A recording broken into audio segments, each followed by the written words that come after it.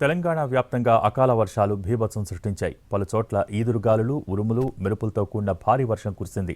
దాంతో పంటలు నేలకొరిగాయి. రైతులకు నష్టం జరిగింది. శుక్రవారం మధ్యాహ్నం వరకు ఉక్కపోతతో అల్లాడిన జనానికి పలు చోట్ల కురిసిన ఓ మోస్తరు వర్షాలు కాస్త ఉపశమనం కలిగించాయి.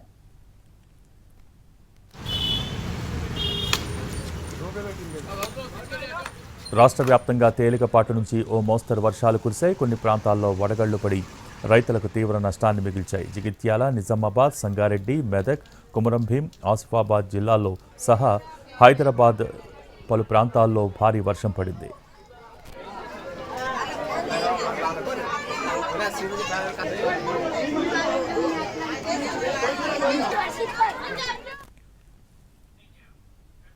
ఉమ్మడి మెదక్ జిల్లా వ్యాప్తంగా ఓ మోస్తరు వర్షం పడింది. సంగారెడ్డి జిల్లా సత్వార్ 5.8, న్యాల్కల్లో 3.6 సెంటీమీటర్ల వర్షపాతం నమోదైంది.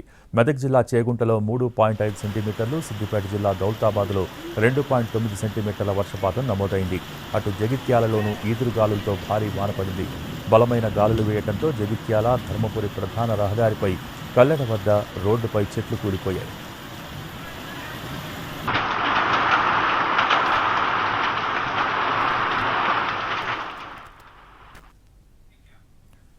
కొమరంభీం జిల్లాలో ఓ మోస్తరు వర్షం కురిసింది. రెబ్బనలో 45.5 మిల్లీమీటర్ల వర్షపాతం నమోదైంది.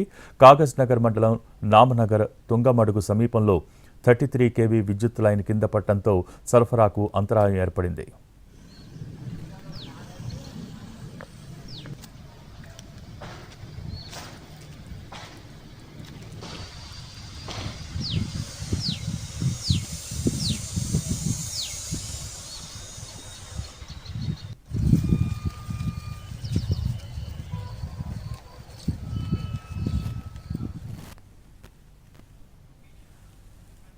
కొన్ని చోట్ల వడగళ్ల వానతో పొట్ట దశలోని ధాన్యపు గింజలు, మామిడి పూత, కాయలు రాలిపోయాయి. మొక్కజొన్న పంట నేలవాలింది.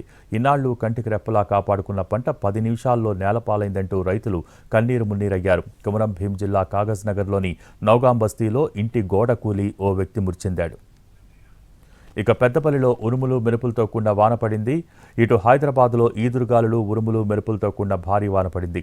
కుకట్పల్లి, హైదర్ నగర్, నిజాంపేటతో పాటు పలు ప్రాంతాల్లో పెద్ద ఎత్తున వాన పడింది. ఉరుములు, మెరుపులతో భారీ గాలులు వేయడంతో పలుచోట్ల విద్యుత్ సరఫరాకు అంతరాయం కలిగింది.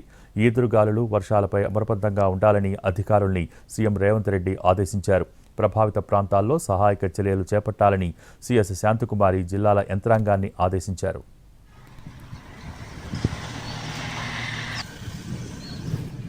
మరోవైపు నిన్న మధ్యాహ్నం వరకు మండుటెండలతో అల్లాడిన ప్రజలు ఒక్కసారిగా కురిసిన వర్షాలతో చల్లదనాన్ని ఆస్వాదించారు.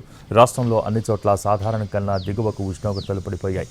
మరో 2 రోజుల పాటు పలు ప్రాంతాల్లో వర్షాలు కురిసే అవకాశం ఉందని వాతావరణ శాఖ పేర్కొంది.